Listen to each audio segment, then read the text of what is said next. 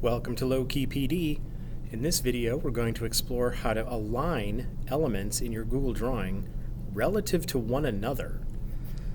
So you might think of aligning elements in Google Drawings as simply aligning an element to the left of the drawing, the right of the drawing, the top, the bottom, or the center, but that's actually not what's going on in this menu option.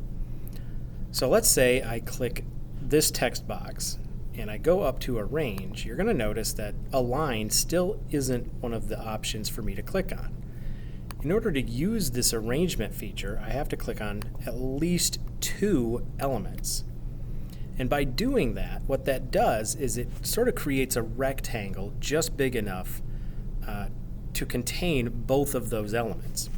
So now that I have both of those elements selected, when I go to Arrange and click on Align, I have 6 options: left, center, right, top, middle, bottom. And what's going to happen here is Google Drawings will align both of these objects relative to the space that contains them.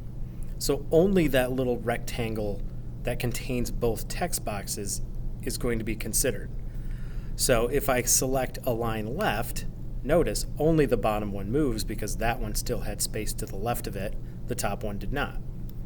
If I undo that and I choose right, now the top one moves to the right, the bottom one stays because the top one had space to the right in that rectangle. All right, and I can do the same thing with center. Right, that will move them both to the middle. All right, now they're both centered, they both moved a little bit to the middle.